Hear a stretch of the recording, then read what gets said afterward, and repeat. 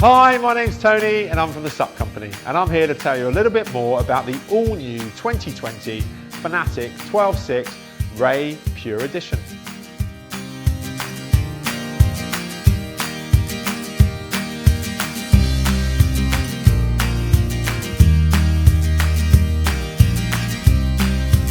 So here we have Fanatec's new 12.6 composite touring board, and the Ray series has always proved to be really popular for us. Great flat water, small chop orientated performance, very efficient touring boards, and in 2020 they've seen a massive overhaul, and I've got to be honest, I really like the direction in which Fanatec have gone. We'll run you through those nuances in the board, but overall I think one of the most striking things within the range is aesthetically how they look, and they are beautiful. Fanatec's detail and their eye for design really is what sets it apart from a lot of brands out there, and I'm really pleased to say that the products, generally speaking, perform as good as they do look, and this board looks fantastic, and I really hope that's coming across on the camera. The overall finish, this matte finish they've gone for across the deck and the nose, looks great, but the rails are very almost in this gloss-like finish. Very polished, very shiny. It just looks great. Not only does it look great in the shop here and in our test center, but on the water it just looks even better. But look, let me run you through the board as we do always in all of our reviews, from the nose down to the tail. And the most striking, or one of the most striking features in this board is the nose, and also how little volume there is in it. And it's very purposeful. It's basically locks in to the water as you're paddling it, and that helps a lot with tracking, particularly on the 12.6 or the larger 14-foot version of the Ray Pure Edition.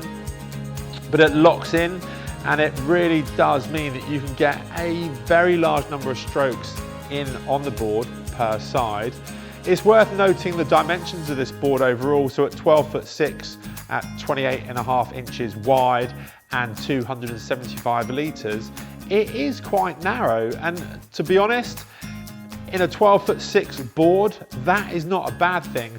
Yes, it can mean slightly reduced stability, and Fanatec have mitigated that in a number of areas in the board, which we'll get to in a moment.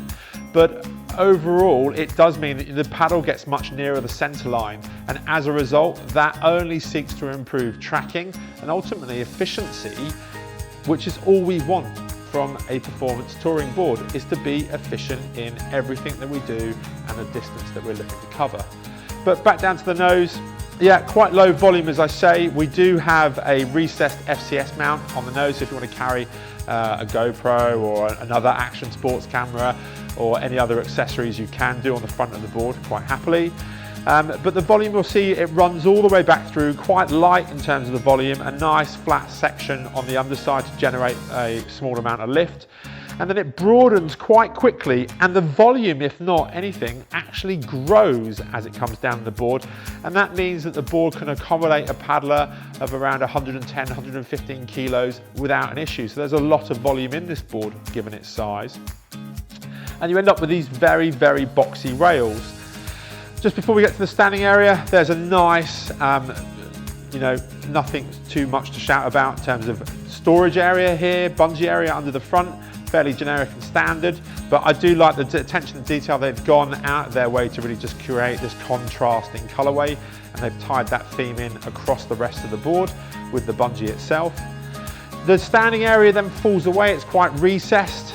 When you do come to this really nice diamond cut deck pad that has a crocodile skin finish on each of the raised diamond cuts, it provides an awful lot of traction underfoot. And they've actually looked to increase that kind of locked in feel that you have in the deck as it's concave. So when you've got your feet in the outlying standing position, it's doing everything to keep you on the board.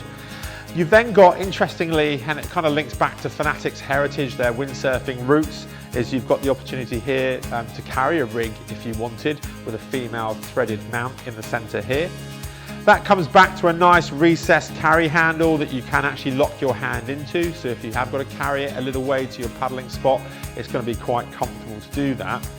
as the Pure Edition, albeit at the more of the entry price point for a composite touring board, I've got to say it's very light as well, and it's really manageable in that respect, on and off top of a car or to your paddle spot. It works really well.